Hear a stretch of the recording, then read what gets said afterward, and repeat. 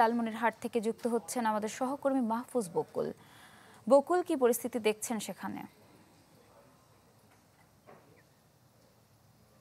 ইপসিতা, তিস্তার পানি কিন্তু বৃদ্ধি পাচ্ছে গতকাল রাত থেকে। আসলে 2 দিন থেকে টানা যে বৃষ্টিপাত এই অঞ্চলে, যার ফলে কিন্তু পানি বেড়েছে এবং উজানের ঢলও আসছে, যার ফলে পানি বাড়ছে। এবং গতকাল রাত থেকে নিম্নাঞ্চল, বিশেষ করে তিস্তার চরাঞ্চল কিন্তু ডুবে গিয়েছে। নিম্নাঞ্চলেও পানি বেশ কিছু এলাকায় ঢুকেছে। আমরা কিন্তু দুই লাইভে সেটা বলার চেষ্টা করেছিলাম দর্শকদের। এখন আমি যে জায়গাটিতে দাঁড়িয়ে রয়েছি, এটি একটি বিশাল আয়তনের জায়গা। এই জায়গার পানিগুলো কিন্তু তিস্তা নদীতে নেমে যাবার কথা, কিন্তু আসলে তিস্তার পলি জমে এত পরিমাণ পানি হয়েছে এবং তিস্তার বুক চিরে যে পানি যাবার কথা গভীরতা, সেই গভীরতা না থাকার কারণে কিন্তু পানিগুলো নামছে না। এই যে জমিগুলো, এগুলো কিন্তু কৃষি জমি। এখানে এই সময় ধান আবাদ করবার কথা, কি শীতকালীন যে শাকসবজি ফসল, এগুলো কিন্তু আবাদ করবার কথা, কিন্তু সেগুলো কিন্তু কৃষকরা পাচ্ছেন না। পানি এখানে কিন্তু জমাট বেঁধে রয়েছে। হয়তোবা তিস্তার পানি যখন আস্তে আস্তে নেমে যাবে, তারপরে এই পানিগুলো আগামী 3-4 দিন ধরে এই পানিগুলো কিন্তু নামবে, যার ফলে এখানকার যে ফসলগুলো রয়েছে সেই ফসলগুলো কিন্তু আর থাকবে না, নষ্ট হয়ে যাবে। এর ফলে কৃষকদের যেমন ক্ষতি হচ্ছে, পাশাপাশি দেশের অর্থনীতিতে, কৃষি অর্থনীতিতে কিন্তু একটা বড় ভূমিকা রাখবে। জেলার অর্থনীতি, কৃষি অর্থনীতিতে বড় ভূমিকা রাখবে নেতিবাচক।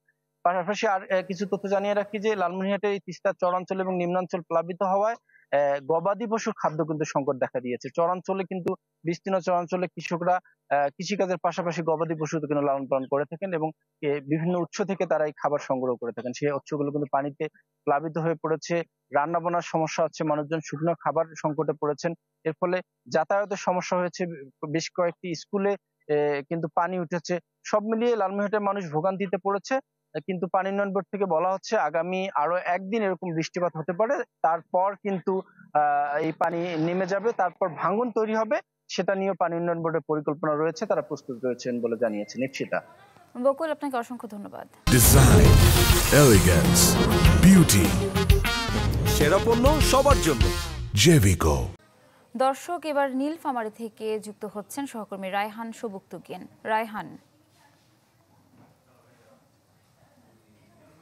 নীলফামারীতে আজকে সকাল 6টার সময় যে পরিমাপ করা হয়েছে তিস্তা নদীর ডালিয়া ব্যারেজে, সেখানে 15 সেন্টিমিটার পানি নিচে প্রবাহিত, বিপদসীমার 15 সেন্টিমিটার নিচে প্রবাহিত হচ্ছে বলে পানি উন্নয়ন বোর্ড জানিয়েছে। কিন্তু পানি উত্তরোত্তর বাড়ছে। আসলে কালকে রাত থেকে পানি বৃদ্ধির অবস্থাটা এরকম যে দ্রুত, খুবই দ্রুত। গত রাত্রে ছিল 9টার সময় ছিল 28 সেন্টিমিটার নিচে, আজকে সকালবেলা যখন মেপেছে তখন 15 সেন্টিমিটার নিচে।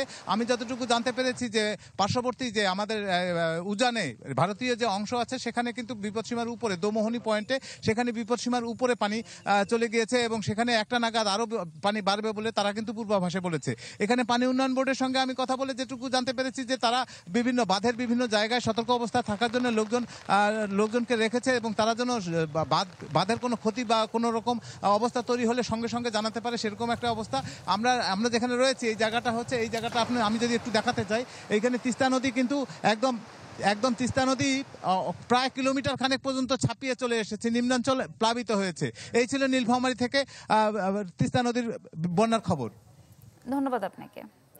দর্শক, লালমনিরহাট এবং নীলফামারী থেকে জানছিলাম তিস্তা নদীর পানির সর্বশেষ পরিস্থিতি।